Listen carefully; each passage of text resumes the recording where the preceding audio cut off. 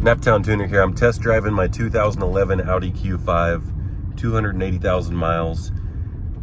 I drove this car for like 30,000 miles, sold it to a friend. They drove it for like 50,000 miles and sold it back to me. And before I sold it, it had developed a check engine light for the evap system, a very small leak in the evap system. So I'm not going to get too specific, like explaining exactly what the evap system is and all that kind of stuff. But the fuel tank is supposed to hold pressure. If you ever popped your gas cap and you heard pressure purge out of it or whatever, if there's a leak in the system, then the pump and all the pressure system and all that kind of stuff, the sensors, the charcoal canister, there can be a leak somewhere in the system. So typically the most common thing is a gas cap. A lot of people might not screw it in all the way tight, might have a leaking gasket, or there's a check valve in it. So replace it with something like an Audi. You typically want to put an OEM one on. And then most vehicles have a purge valve that's going to purge the vapors from the fuel tank system and the engine. They're going to regulate it. So it's a N80 evap purge valve solenoid is what it's called on an Audi. After that, I'm not going to explain the exact steps or whatever. It all depends on the code and the scenario and all this kind of stuff. But if it's more complicated, you're going to hook up a smoke machine, a smoke test, and you're going to put smoke in the entire system and try to find it. What I did is I bought a little aquarium pump. I've never seen anyone else do that, but it probably put out like, I don't know, try to get one that doesn't put out much pressure at all, a really cheap one. I probably bought one that has a little too much pressure, but it's fine. You're not supposed to put more than 1 psi pressure in the evap system. One of these days I'll buy a fancy smoke machine. I'm just not there yet. So long story short, I found the top of the gas tank was leaking air, a seam in the plastic. Wasn't ever leaking fuel or anything, just leaking some air for the evap system. So first I tried my cheap scan tool, and I would get this code, the P0456, but when I would clear it, it would take a long time for it to come back. A lot of times it would take like 150 miles for it to come back. And that's just like the drive cycle procedures and stuff for it to trip. And even on my cheap scan tool, it will tell you when you clear a check engine light, for instance, it depends on what the code is, but it will go to permanent because it's not going to clear it completely until it does drive cycles, until it's happy, and then it will clear it. And if it says stored, that means that there's enough evidence to actually store it, to log it as a real situation, a real check engine light. And if it's pending, that means it's in between being cleared and popping up again. I mean, typically if it's pending, it's about to pop up again. But on this particular evap code on my cheap scan tool, it would never come back up as pending. It would you'd have to wait for like 150 miles, and then it would trip the code for the evap again, a very small leak. So it took a long time for the regular person without a fancy scan tool. But I got a fancier scan tool, and I can run a test on the evap system and it would fail immediately. So I knew that I didn't have to, in a shop scenario, you can run that test.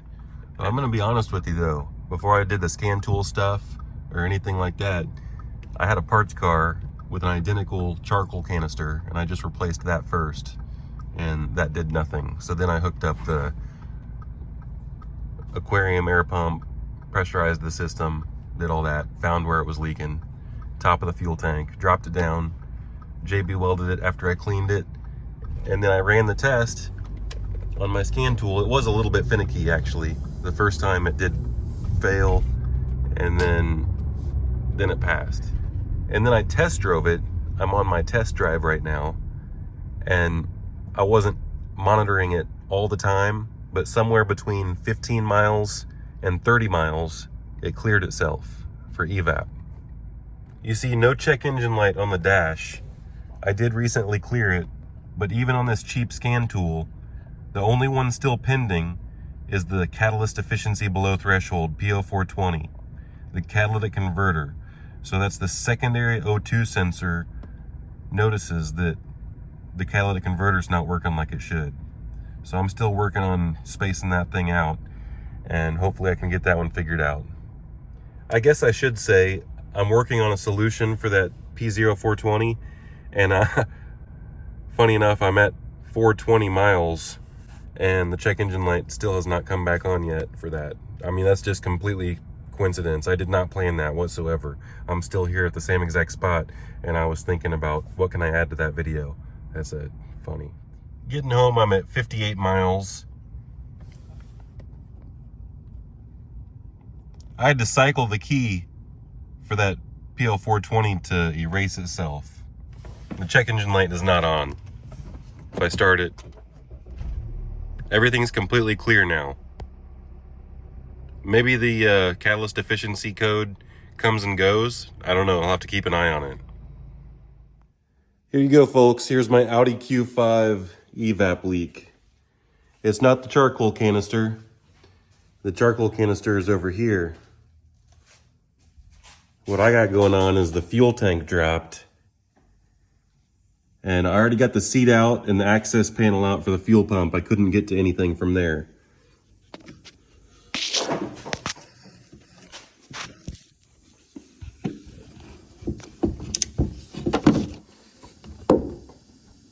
It's leaking right there. The fuel pump access, the seat removed. It's a mess back here.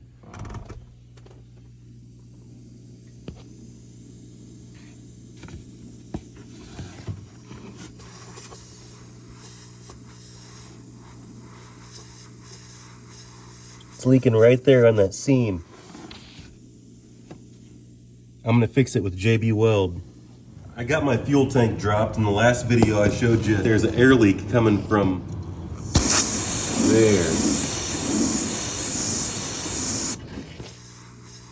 It's leaking right there on that seam. So I already cleaned that with soapy water, but I just wanted to hit it with that CRC parts cleaner and degreaser. This stuff actually does clean the oil off really well. Then when I go to wipe it here, see, it's already almost evaporated.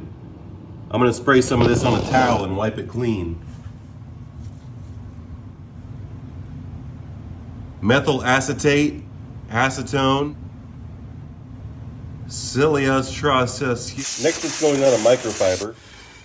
And now back up here to clean is I'm about to glue it with JB Weld. That's gonna be the fix because it's my own car. And the clean spot of the microfiber. One of these days, if I make enough money on YouTube, I can buy the proper tools, but right now I just have an aquarium air pump hooked up to my evap system. I don't think this is pushing out more than 1 PSI of air pressure. It's just an oxygenate water in a fish tank. So I think my JB Weld repair fixed it.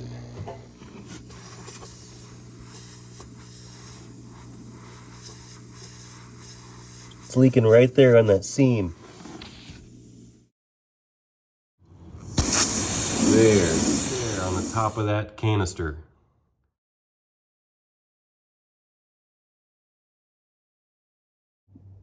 Finished product. And now if I come up here to my fuel cap, I can really hear it pop and release pressure.